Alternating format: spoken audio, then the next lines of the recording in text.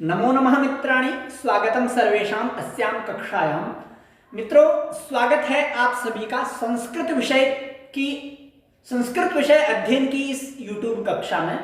तो हम वर्तमान में महाकवि भर्तृहरि द्वारा विरचित नीति शतकम का अध्ययन कर रहे हैं। तो इससे पूर्व हमने 3 श्लोकों को पढ़ाया है।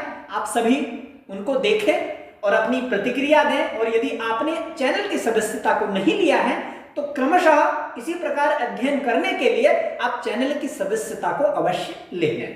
तो अब हम चौथे श्लोक को पढ़ेंगे। इससे पूर्व वाले श्लोकों के प्रसंग को आप जान लें। तो इससे जो एकदम पूर्व वाला श्लोक था, उस श्लोक में बताया गया था मित्रों कि इस संसार में जो अहंकारी व्यक्ति है, जो मूर्ख व्यक्ति है, जो कुछ न जानता हुआ भी अपने आप को ज्ञानी कहता है, उसको ब्रह्मा भी नहीं समझा सकते हैं। अर्थात वो सर्वदैव एक जैसा ही बना रहता है। तो उसी क्रम में यह श्लोक भी है कि हम विभिन्न संसार के कार्यों को आसानी से कर सकते हैं, फिर भी हम उस मूर्ख को नहीं समझा सकते जो अपने आप को आधे मात्र ज्ञान से ही अपने आप को अत्यधिक कुशल विद्वान समझता है। उसको हम तब भी नहीं समझा सकते अन्य कार्यों को कर लेने के बाद। तो मित्रों, यह जो श्लोक है पृथ्वी छंद में लिखा गया है। नीति शतकम का सुप्रसिद्ध अच्छा श्लोक है। आप इसको पूरा देखें, अच्छी प्रकार से ज्ञान को धारण करें। तो पृथ्वी छंद की लय तो उतनी प्रचलित नहीं है, तो अभी पृथ्वी छंद के कुछ श्लोकों को हम सामान्यतः पढ़ेंगे।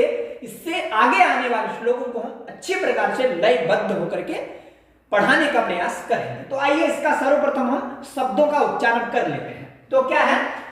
प्रसह्य मणिमुद्धरेण मकर वक्त्र दंष्ट्रांतरात्, प्रसह्य मणिमुद्धरेण मकर वक्त्र दंष्ट्रांतरात्, समुद्रमपि संतरेत् प्रचलित दूर्मिमालाकुलं, समुद्रमपि संतरेत् प्रचलित दूर्मिमालाकुलं, भुजंगमपि कोपितं शिरसि पुष्पवद्धारये, न तु प्रतिनिविष्टमूर्ख जनचित्तम् आराधयेत्, न तु प्रतिनिविष्टमूर्ख जनचित्तम् आराधयेत्।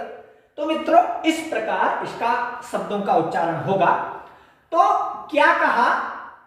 पहले जितने भी इसमें चारों पाद दिखाई दे रहे हैं, चारों पादों की चारों क्रियाएं हैं। मैंने आपको बता रखा है, किसी श्लोक का हम अर्थ निकालें तो उसका क्रियापद सर्वप्रथम हम ढूंढ लें। तो इस लाइन का अलग क्रियापद है, इसका अलग है, इसका अलग है, इसका अलग है। तो इसका क्रियापद क्या है? उद्धरेत। उद्धरेत है। उद्धरेत इसका किसका? यह है विधिलिंग लकार का प्रथम पुरुष एकवचन।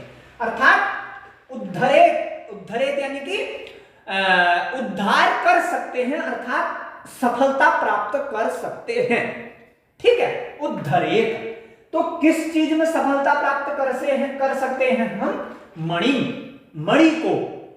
को प्राप्त करने में उद्धरेत, मणि का उद्धार करने में, मणि को कहीं से लाने में हम सफलता प्राप्त कर सकते हैं, ऐसा कहने का भाव है। मणि को उद्धरेत माने उद्धार कर सकते हैं, ला सकते हैं। कहां से ला सकते हैं? अंतरात, अंदर से। कहां से? अंदर से। क्या ला सकते हैं? मणि को अंदर से। अंतरात आंतर्यात, अंदर से। तो कहां के अंदर से? दष्ट्रान, दांतों के। दष्ट्रांतरात मणि उद्धरेत, दांतों के अंदर से मणि को निकाल सकते हैं। अब दांत किसके हैं? दांत कहां पर हैं? वक्त्र में। वक्त्र को होते हैं मुख को। तो मुख के दांतों के अंदर से मणि को हम ला सकते हैं। और मुख किसका है? मकर का। मगरमच्छ, जो जल में रहने वाला जंतु है, तो वो मगरमच्छ। तो मगरमच्छ के मुख के दांतों के अंदर से हम मणि उद्धरेत, मणि को ला सकते हैं। कैसे? प्रसह्य हठपूर्वक।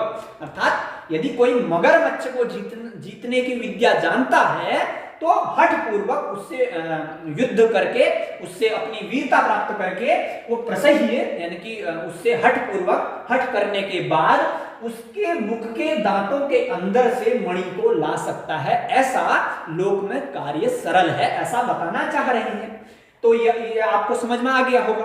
अब दूसरी बात क्या कही, संतरेत, संतरेत तैर सकते हैं, किसी को हम पार कर सकते हैं, किसको, समुद्रम अपि, समुद्रम अपि संतरेत, समुद्र को भी तैर सकते हैं, समुद्र को भी हम पार कर सकते हैं। वो समुद्र कैसा है, आकुलम अस्ति, आकुल यहां पर अवग्रह है, आकुलम, अवग्रह से आप जान सकते हैं कि यहां पर आ है, तो स्थान न होने के कारण मैंने नहीं लगाए हैं। तो आकुलम समुद्रम अपि संतरेत, आकुल होता हुआ, आकुल व्याकुल चंचल हिलता हुआ, ठीक है, हिलते हुए समुद्र को भी हम तैर सकते हैं। हिलने वाला समुद्र नहीं है, क्या है, ऊर्मी माला, ऊर्मी कहते हैं तरंग को, माला कहते हैं समूह को, लहरों से युक्त समूह वाले समुद्रम अपि, ठीक है, लहरों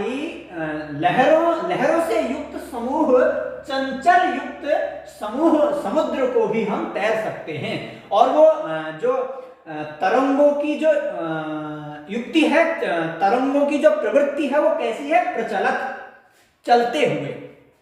जो सागर में आपने देखा होगा, जो तरंगे होती, जो लहरी होती है, वो निरंतर चलती रहती है, रुकती नहीं है। तो निरंतर चलती हुई तरंगों के समूह से आकुल होते हुए, तरंगों के समूह से आकुल होने का मतलब समुद्र की लहरों से हिलते हुए समुद्र को भी, अर्थात आकुलम व्याकुलम समुद्रम अपि संतरेत, समुद्र को भी हम पार कर सकते हैं। यदि किसको तैरना आता है, तैरने की कला में निपुण है, तो समुद्र को भी तैर सकता है, ऐसा कहने का भाव है। और ऊपर वाले में यदि कोई मगरमच्छ को हरा दे तो उसके मुख से मणि को भी निकाल ला सकता है, ऐसा कहने का भाव है। और तीसरी बात में क्या कहा, पुष्पवत धारये, पुष्प की तरह हम धारण कर सकते हैं कुछ, क्या है वो जानेंगे।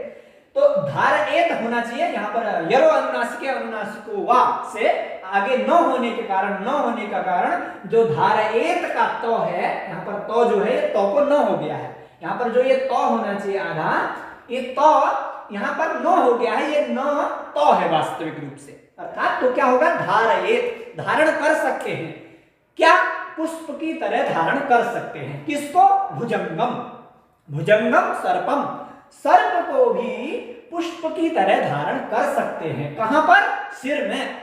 और वो पुष्प जो सर्प है वो कैसा है, कोपितम, क्रोध वाला, अत्यधिक क्रोधित होता हुआ, अत्यधिक गुस्सैला सर्प, उस सर्प को भी हम पुष्प की तरह, पुष्पवत, वत यहाँ पर समानवाची के लिए है, पुष्प की तरह, पुष्प के समान, शिरसी माने सिर में, धारयेत माने धारण कर सकते हैं, किसको, क्रोधित हुए सर्प को, ठीक है। तो तीसरी बात क्या बताई, तो कई लोग ऐसे होते हैं अपने मंत्र औषधि इत्यादि के प्रभाव से सर्प को भी अपने भस्म करके उसे जैसा मर्जी कर सकते हैं, तो सिर में भी बैठा ही सकते हैं। तो यह ऐसा कहने का भाव है कि हम क्रोधित हुए सर्प को भी फूल की तरह, पुष्पवत फूल की तरह सिर में बैठा सकते हैं। तो ये तीन बातें हमने जानी। अब लास्ट बात में क्या कहा, लास्ट वाली लाइन में कहा कि न तू आराधयेत, यहां पर चित्तम आराधयेत होगा, क्या होगा, ऐसे करके चित्तम आराधयेत, न, तो न आराधयेत, अभी तक तो सारी क्रियाएं ऐसी थी, हम कर ले रहे थे, नो कहीं पर भी नहीं लगा था, अब नो लग गया है। क्यों नो इसलिए लग गया, इस लाइन में एक ऐसी बात है जिसको हम नहीं कर सकते हैं, वो क्या है वो जानेंगे। कहा कि उस चित्त को हम नहीं प्रसन्न कर सकते हैं, उस चित्त वाले व्यक्ति को, उस प्रकार चित्त यानी कि मन, जिसका मन है उसकी आराधना, उसकी संतुष्टि, उसको प्रसन्न हम नहीं कर सकते हैं। वो चित्त कैसा है, जन का चित्त है, किसी व्यक्ति का चित्त है, और वो जन कैसा है, मूर्ख है। मूर्ख जन के मन को हम न आराधयेत, नहीं प्रसन्न कर सकते हैं। और वो मूर्ख कैसा है, सामान्य मूर्ख भी नहीं है, प्रतिनिविष्ट मूर्ख। प्रतिनिविष्ट कहने का मतलब है अहंकारी मूर्ख, जिसके अंदर निविष्ट यानी कि प्रवेश कर गया है अहंकार रूपी ज्ञान, अहंकार रूपी भाव। प्रतिनिविष्ट यस्य मूर्खस्य मुखे तम मूर्खस्य मूर्खस्य चित्तम न तो आराधयेत्, उस मूर्ख के चित्त को हम प्रसन्न नहीं कर सकते। भले ही हम ऊपर वाले तीनों कर्मों को, तीनों क्रियाओं को आसानी से, सावधानी पूर्वक, सरलता से कर सकते हैं, किंतु हम इस संसार में अहंकारी व्यक्ति को, अपने आप को विद्वान मानने वाले व्यक्ति को, जबकि वो विद्वान नहीं है फिर भी अपने आप को आधे ज्ञान के कारण विद्वान समझ रहा है, उसके मन को हम नहीं मना सकते, उसको हम कोई भी अच्छा ज्ञान नहीं दे सकते। ऐसा ही इस श्लोक का भाव है मित्रों। तो अब इस श्लोक में अधिक कुछ नहीं है, अगले श्लोक में आप सभी के सामने मैं उपस्थित होऊंगा। तो आपको यदि वीडियो अच्छा लगता है तो आप चैनल को सब्सक्राइब करना ना भूलें, सदस्यता लें। इससे आगे की हमारी कक्षाएं प्रसन्नता होने के कारण, अर्थात सफलता मिलने के कारण कक्षा को हम आगे की कक्षाओं को निरंतर बनाए रखेंगे। तो आप सभी का धन्यवाद। नमः संस्कृताय।